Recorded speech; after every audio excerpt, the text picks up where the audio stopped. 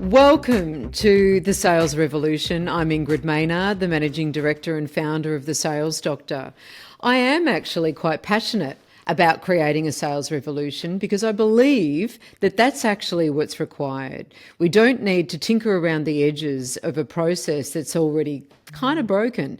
What we need to do is to really revolutionise the way that we engage with other people, whether they be direct customers, our employees, or the greater business community.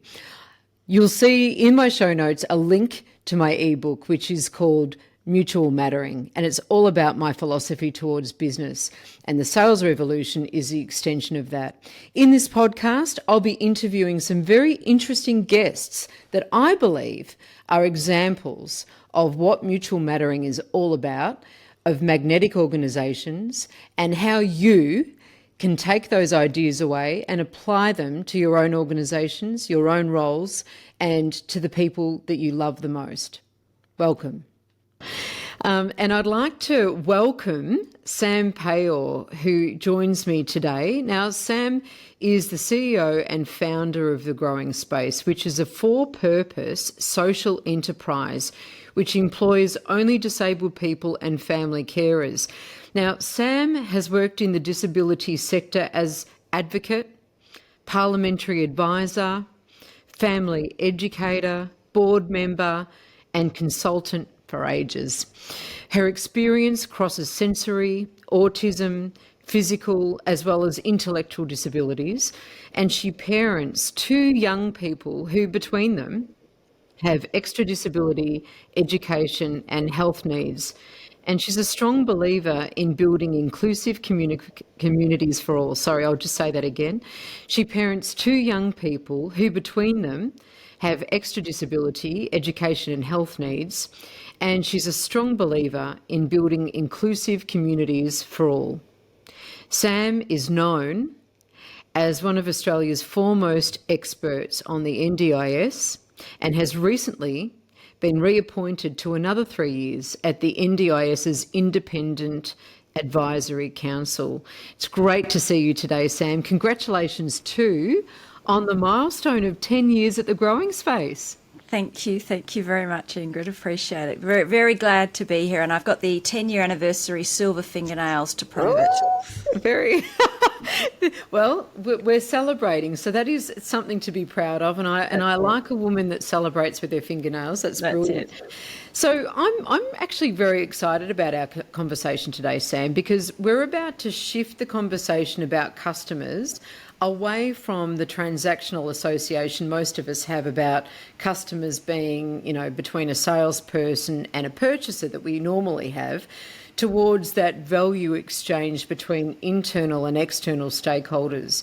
Because when we treat everyone that we exchange value with as a customer who matters, when we show up to be of service, we create mutually enriching relationships of belonging where there is mutual mattering. And to me, Sam, the Growing Space epitomises this to me. But look, before we dive into the value it delivers, well, this Growing Space delivers all of its customers, walk us through your journey to now being 10 years in at the Growing Space. Gosh, well, I think it started a lot more than 10 years ago. Right. Yeah. So I started with a degree in architecture and then a career in public relations and crisis communications. So I did that both here in Australia and internationally. I lived in Silicon Valley for quite a while as well. And then while I was living in the US, I had my kids, and both of my kids were born with disability. And your world changes when that happens significantly. But I kept on with the PR and crisis communications work, and eventually moved back to Australia. And I have to be really honest here and say that I was unable to have a regular job. So the needs of the kids were extreme. We would spend at least 1 week in 6 in hospital, and there was no way there was any sort of job in that. And I didn't have a partner or any kind of support. So, I was on a carer payment. So I was on a government pension for years. And during that time, I was able to do volunteering work because, of course, when you volunteer, you do it when it works for you. So I was able to do a lot of that sort of stuff, and I started up a little very informal organisation. We called ourselves Parents Helping Parents. And we would go out to primary schools and high schools and meet with other parents of kids with disability and basically walk them through what supports and services were available, and teach them a little bit about the philosophy of disability, the social model of disability, and looking after siblings, and just all manner of things that no one ever tells you. Right. And I think from there I got involved in more advocacy work, and through that we ended up with the growing space. And it was just me to start when the NDIS started, so I was a big advocate for the NDIS starting. Yeah. It was just me, but I was incredibly overwhelmed. So there was literally hundreds of phone calls and emails every day, and it was just me. Wow. Yeah, I had a few false starts. I tried to hire someone and I didn't know what I was doing, and Yeah. chose the wrong person. And that became very clear because the next person I chose was the right person, and she stayed with us for 9 years. Wow. Yeah. That says a lot. Yeah, and she's only just left, and it's because she's gone from not having a career. Well, she was working as a student support officer in a school. That's where I found her. She was supporting one of the students that I was working with, and she's now got postgraduate qualifications and is lecturing at our university in Oh, my disability. goodness. So it's like, wow, how incredible Yeah. is this woman that she's gone through that process. So it's one of those, if you love something, set it free. Yeah. She absolutely flew. Yes. Yeah. So, okay, you say that you had a few false starts, but tell me why you felt the need to create an enterprise, really. Not a charity, not a not-for-profit, but an enterprise in this Yeah, space. look, And yeah. you're giving me credit where it's not due, Okay. Ingrid. I had no vision for this. This is just how it Okay. evolved. Right. And at some point, somebody said, "You're running a social enterprise," and I'm like, "Well, what's that?" And I had to go and Google it. So what is a social enterprise? I don't.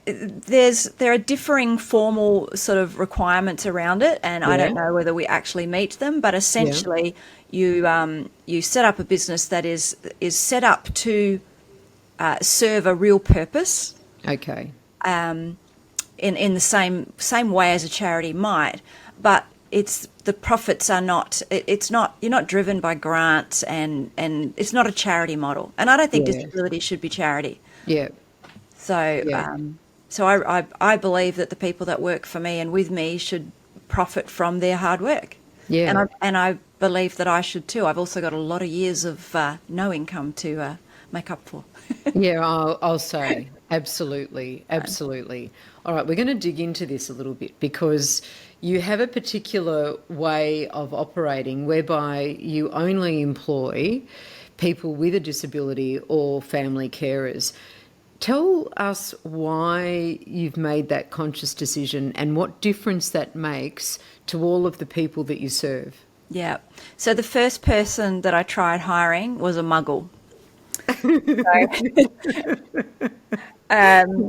She was a nice enough lady, but she just didn't have skin in the game. And when I look back on it, in fact, as I was thinking about your questions for today, I Yeah. realised that's why that failed. I had never connected those dots. Uh-huh. But, that person was a muggle, lovely person, but no skin in the game. And I think for a number of reasons, it's just so important that peers serve peers in this space. Because every time we do work for a family or a disabled person, what's always going on in the back of our heads is we need to serve this person with the way that we want ourselves or our kids to be served. Wow. Because one day, this is, look, many of your listeners won't necessarily get this, but the parent of a disabled person's greatest fear in their life is what happens when they die. Yes. Who looks after the person that they love? And by setting up a business that actually is the person that does that, we're basically looking after our own kids' future. Wow. I think that is an incredibly powerful, purposeful statement about setting up an organisation that actually embodies the what you would that answers or speaks to a parent's greatest fear of what happens when I die. This is the organisation that's going to step into those very big shoes. Yeah, I think though that you can apply it to any business. I mean, Right. wouldn't we all talk about it? If I were king of the day, if I were prime minister, if I ran Telstra or Optus, how would I want to do customer service? I'm still waiting on a refund from Qantas 14 months away. Nobody would run a company like that if they had the choice. Right. Right. Well, it's interesting. I think when an organisation or an enterprise is very clear about why it exists, what this creation means certainly to the founder, To all of us. right. But it's got to start with the founder, I think, and then it really permeates through the whole organisation. So that brings me around now to, I guess, around your culture and the way that you empower the people who work for you and then with you, but first of all for you.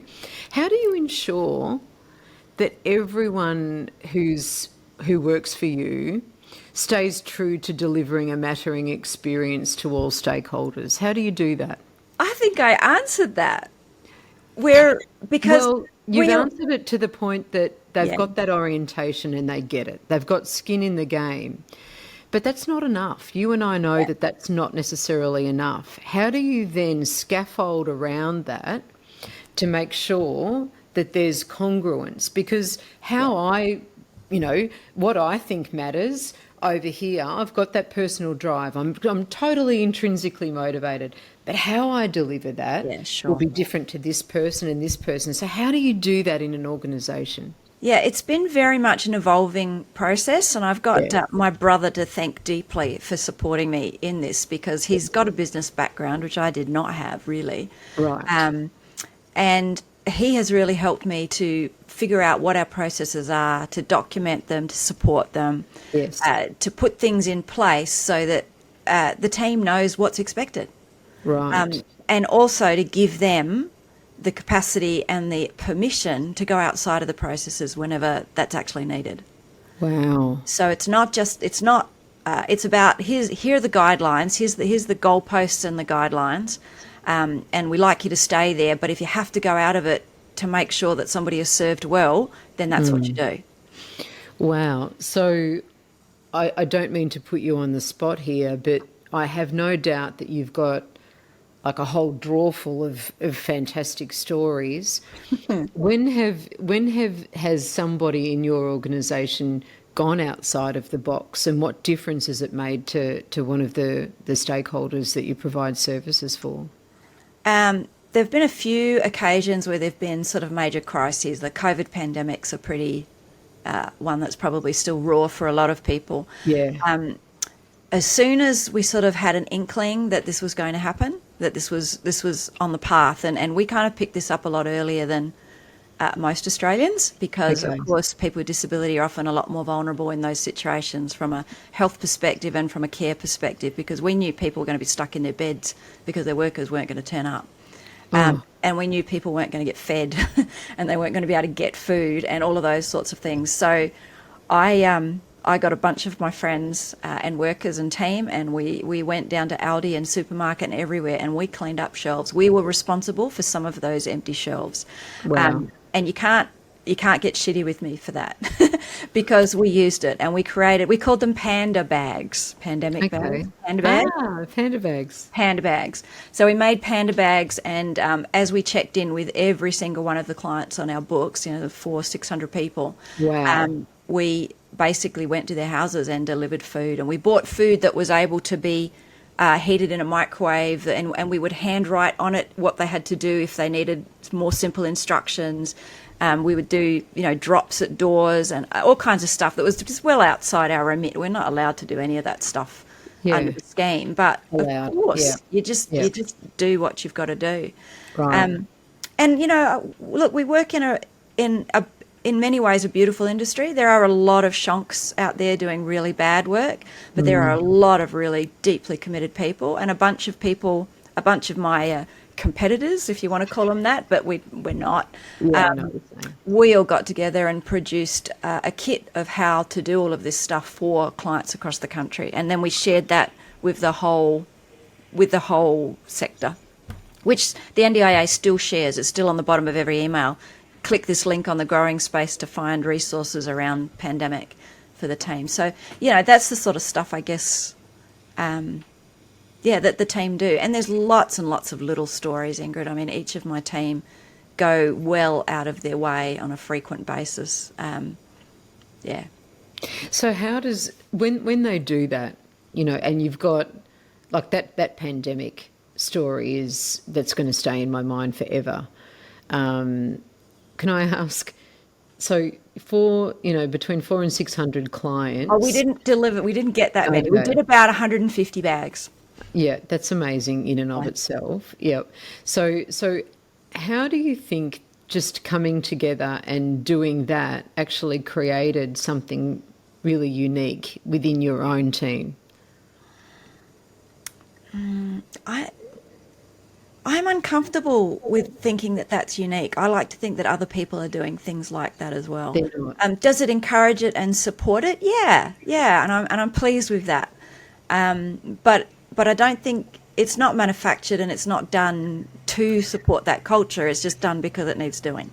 Yes, I hear you. And when I say unique, it's not necessarily to say that no one's doing anything, right? And no one's doing anything special. But that experience is unique to that team. And because of that, and because it's so outside of that remit, that's something that becomes part of the organisation's DNA then from that point on. That's a shared bonding experience that that can't be repeated. I just find that sort of stuff extraordinary. I think other stuff that we do is probably at some level probably more bonding. So like what? Really simple things. So we have our team's scattered across the country, and we're all we don't really have an office. We all work remote, but we have what we call our weekly huddle.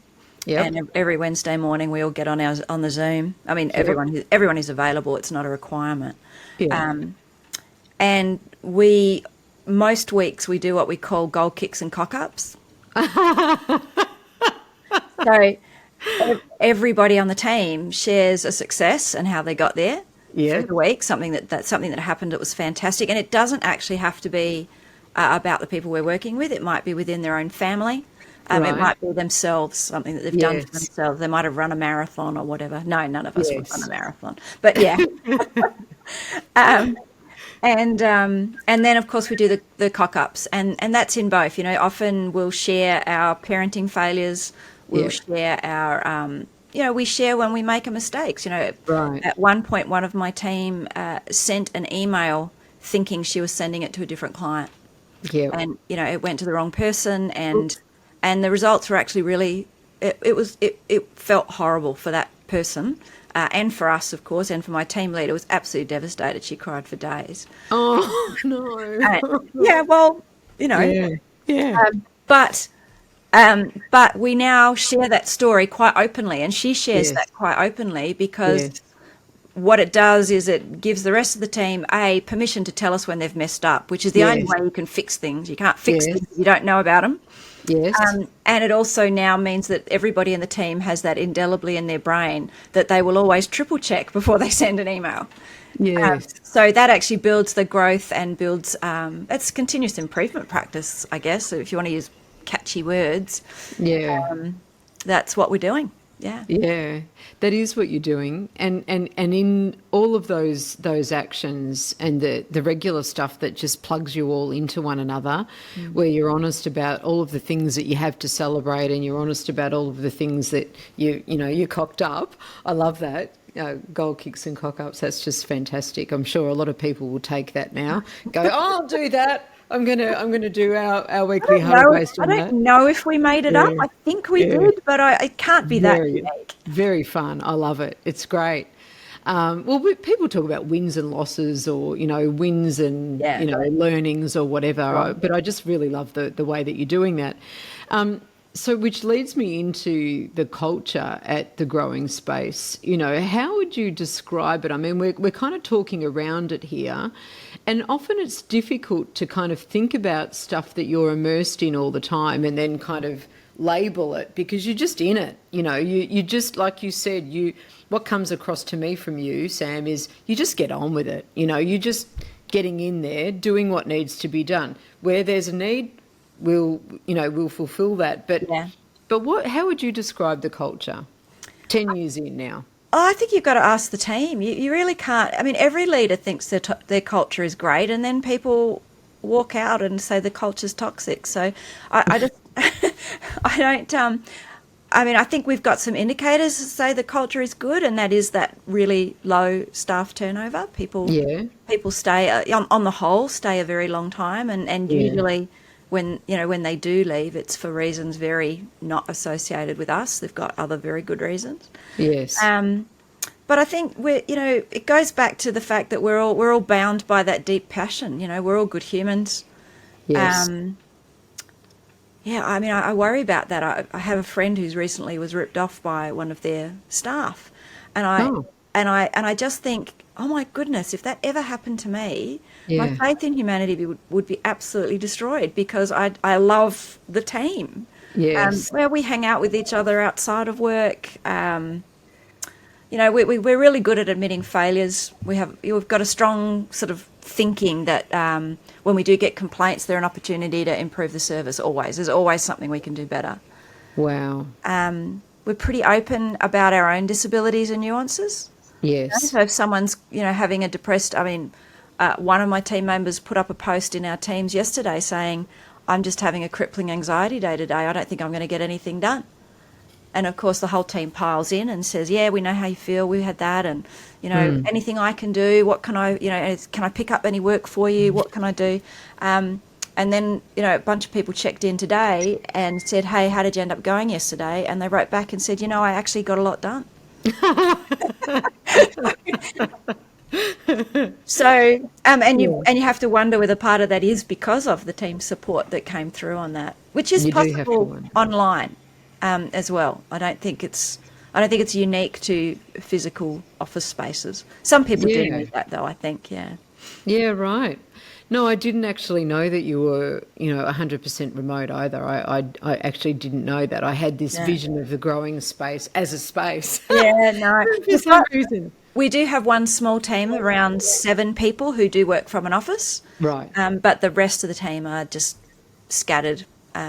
We do, on Friday we've got we do a monthly team training where everybody, at least in Adelaide, comes together. Yes. And, we just put on a big lunch and get people in to do some training and work with everyone. Yes. But I don't know, what else do we do? I don't monitor anyone's hours. Yeah. The employees, we've got a lot of contractors. Yes. They do whatever hours work for them. Yes. Above a certain sort of threshold. Yes. But the rest of the team, I would have no idea how many hours they actually work. Absolutely no idea. All I know is that they get the job done and they do a great job. So yes, the rest is irrelevant, really. So really, really high degrees of trust, and that comes from years of being on the same page, of having skin in the game, of sharing wins and cock-ups and all of those different things. That's amazing. So when you look at, say the next 10 years, and I have no doubt that you live very much in the present moment, so it might be difficult to, and you didn't start with a vision, it was just, it started somewhere and almost maybe in spite of yourself, I don't know. That would be a fair call. Okay, right. But I also suspect that that's because you're incredibly humble as well. So when you think about that incredible culture, and you've talked about that friend of yours, who, had that experience, and I think I've certainly had that experience in business, and, it's an awful thing when that happens, but it's part of life. Yeah.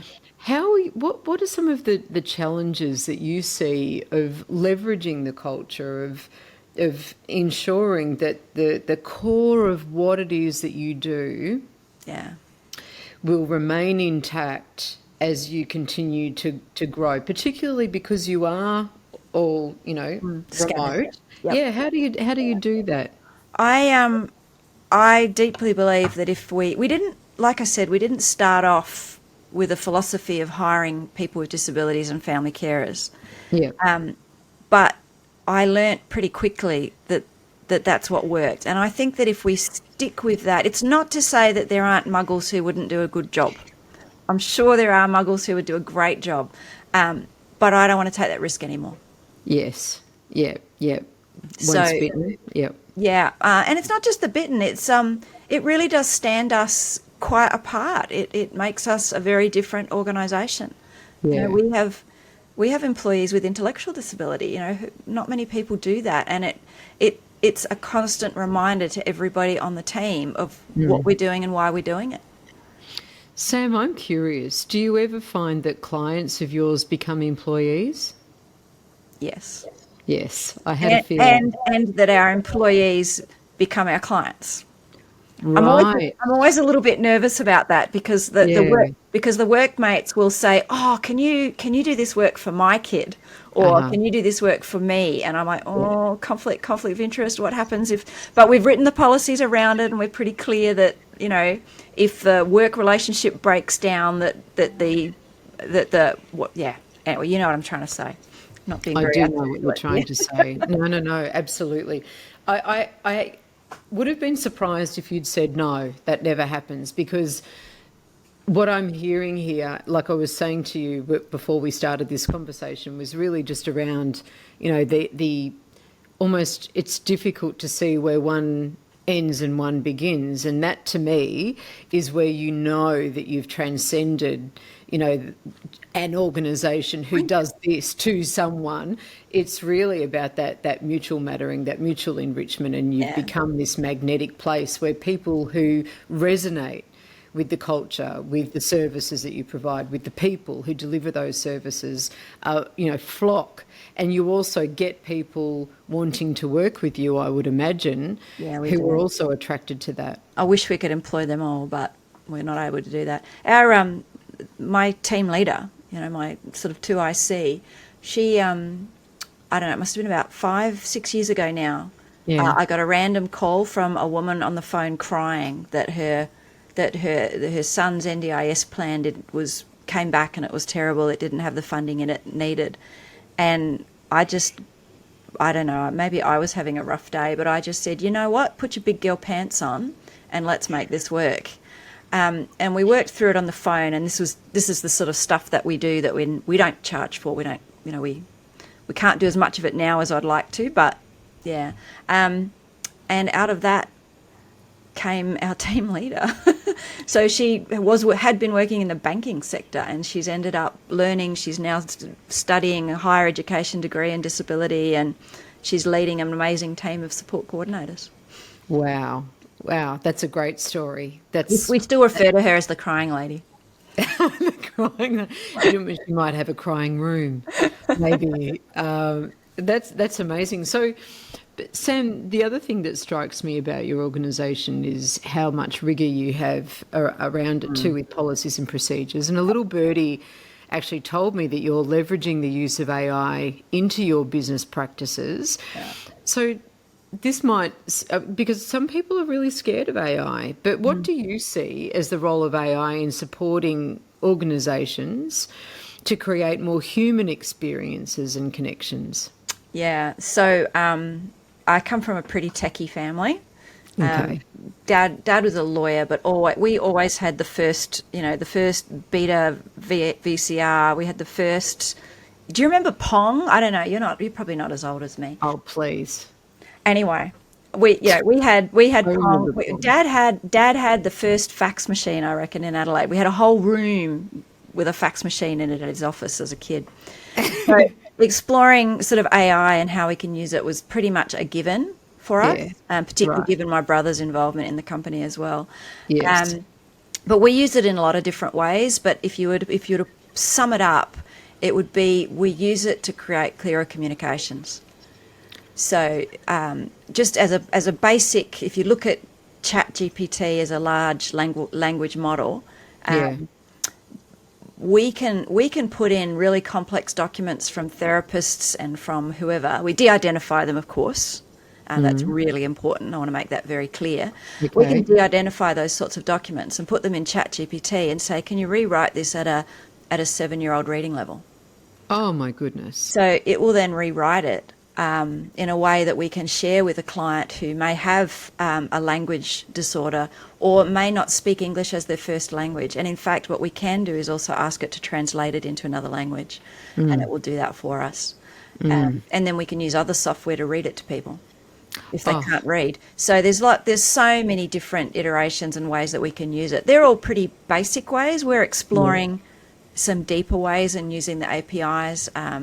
Yeah, we use it to clean up our case notes and our social stories. I mean, if you look at a person with disability, just imagine a 30-year-old who's going to his younger brother has died, let's say, in terrible circumstances. It's all been a shock, and you've got a 30-year-old with an intellectual disability about to go to their first ever Jewish funeral, whatever it Yeah. is, Yeah. and they don't know anything about it. So you can actually just write in those models, can you write a social story at a 7-year-old reading level for a Jewish man who's just lost his son? They both love soccer. And it will write it for you. It will tell you, it Wow. will write it all up. And then you can say, can you do it all with a soccer analogy?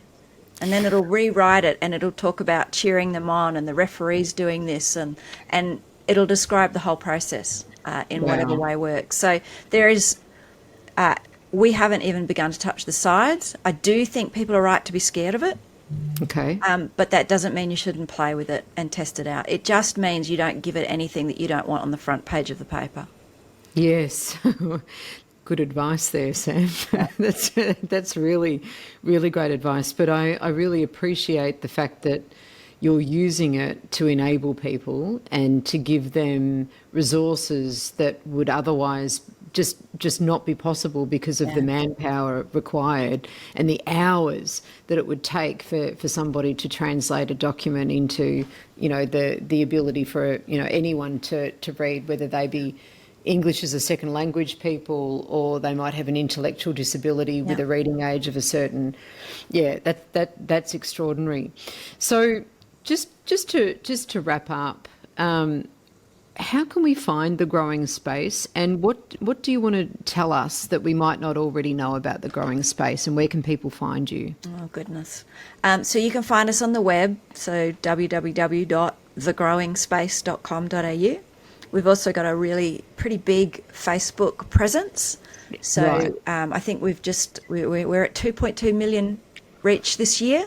Oh So my not God, followers, Sam. no, not followers. We're at about 30,000 followers, but we have hit over 2 million people this year. So we're definitely out there, and I do like people doing that. We're busy on Facebook. We've got a lot going on, and it's useful information. There's the occasional sales pitch in there because we offer a lot of courses, a lot of webinars and ways for people to learn about the NDIS and how it works and how to make the best value of it, and how people with disability can live good lives. So that's all available through the website and the Facebook. We do have the support coordination business, but I'll just be really frank, it's pretty much always at capacity. Right. Almost always at capacity. It's always worth asking because you never know when a gap crops up. Yep. But the team are pretty full. Absolutely fantastic. Sam, love your work, love your pragmatism, love the fact that you just get on with it, and your humility is extraordinary. But I just want to say thank you for everything that you do, and thank you for being here today and spending some time with me. Thank you, Ingrid. I will put one more thing in that I should have Yeah. said earlier. Yes. I am one of those freaky, weird people that actually enjoys public speaking. Great. So if anyone needs someone to speak about disability and human rights issues, etc., or the NDIS, I am Yeah. really, really happy to do that. I want to share the joy and share the knowledge. Fantastic. So Sam, if people wanted to book you, They just go to the website that you mentioned before? Yeah, there's a link at the bottom for public speaking, or all the different things that we offer, and you can fill in a form or whatever. Fabulous. All good. We'll make sure that that's all included in the show notes. Thank you. And we hope that you get lots of bookings out of this. And I just want to say thank you very much once again. Thanks, Ingrid. What a pleasure. Thank you. Thanks, Sam.